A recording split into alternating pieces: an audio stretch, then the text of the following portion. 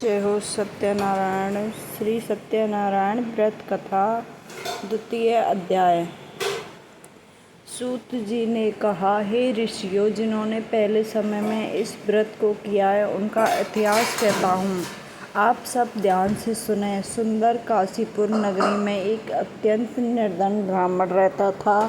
वह ब्राह्मण भूख और प्यास से बेचैन होकर पृथ्वी पर घूमता रहता था। ब्राह्मणों से प्रेम करने वाले श्री विष्णु भगवान ने ब्राह्मण को देखकर एक बूढ़े ब्राह्मण का रूप धारण कर निर्धन ब्राह्मण के पास जाकर आदर के साथ पूछा, हे विप्र, तुम नित्य ही दुखी होकर पृथ्वी पर क्यों घूमते हो? हे श्रेष्ठ ब्राह्मण, यह सब मुझसे कहो, मैं सुनना चाहता हूँ।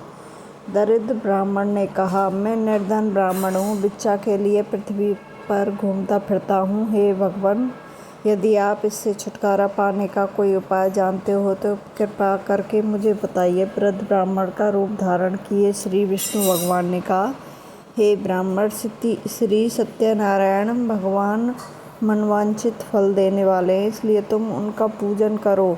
इससे मनुष्य सब दुखों से मुक्त हो जाता है। दरिद्र ब्राह्मणों को व्रत का सारा विधान बताकर बूढ़े ब्राह्मण का रूप धारण करने वाले श्री सत्यनारायण भगवान अंतर्ध्यान हो गए। जिस व्रत को वृद्ध ब्राह्मण ने बताया, मैं उसको अवश्य करूँगा, यह निश्चय कर वह दरिद्र ब्राह्मण घर चला गया। परंतु उस रात्रि उस दरिद्र ब्राह्मण को नींद नहीं आई। अगले दिन वह जल्दी उठा और श्री सत्यनारायण भगवान का व्रत करने के लिए निश्चित कर भिक्षा मांगने के लिए चल दिया। उस दिन उसको भिक्षा में बहुत धन मिला, जिससे वह पूजा का सामान खरीदा और घर आकर अपने बहू बेटों के साथ भगवान श्री सत्यनारायण का व्रत किया। इसके करने से वह दरिद्र ब्राह्मण सब दुखों से छुटकारा, अनेक प्रकार की संपत्तियों से युक्त हो गया। तभी वह एक विप्र हर मास व्रत करने लगा।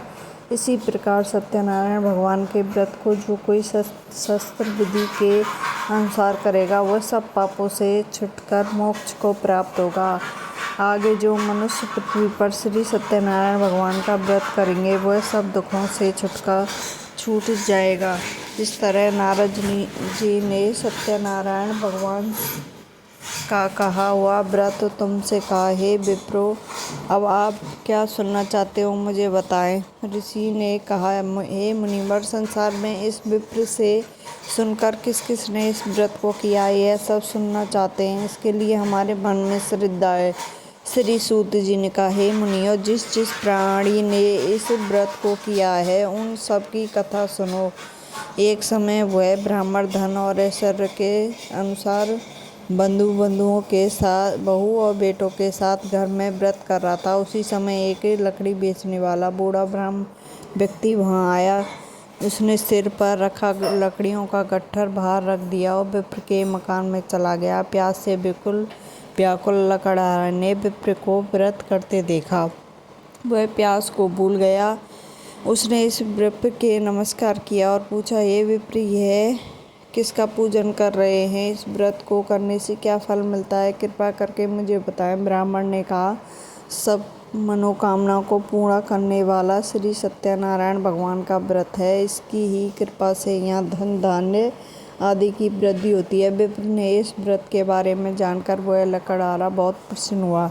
भगवान का चरणामृत ले और भोजन करने के बाद वह अपने घर को चला गया।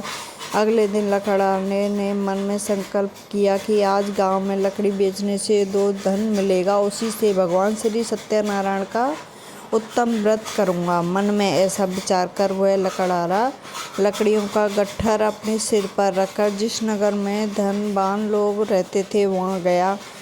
उस दिन उसे लकड़ियों के चौगने दाम मिले। वह बूढ़ा लकड़हारा अति प्रसन्न होकर पके फल, केले, शक्कर, शहद, घी, दूध, दही और गेहूं का चूर्ण इत्यादि श्री सत्यनारायण भगवान के व्रत की सभी सामग्री लेकर अपने घर आ गया। फिर उसने बहू और बेटों को बुलाकर विधि विधान के साथ भगवान का पूजन किया, व्रत किया। इस व्रत के प्रभाव से वह बूढ़ा लकड़हारा धन, पुत्र आदि से युक्त हुआ और संसार के समस्त सुख भोगकर बैकुंठ को चला गया। जो कोई व्यक्ति सत्यनारायण का व्रत करता है, कथा सुनता है, पढ़ता है, उसकी सब मनोकामना पूर्ण होती है। जय हो सत्यनारायण भगवान, सब पे कृपा बरसाए रखना। जय हो प्रभु। प्लीज़ लाइक सब्सक्राइब करें जिन्होंने चैनल को सब्सक्राइब नहीं कर रखा है। जय हो सत्यनारायण, जय हो विष्णु भगवान की जय हो।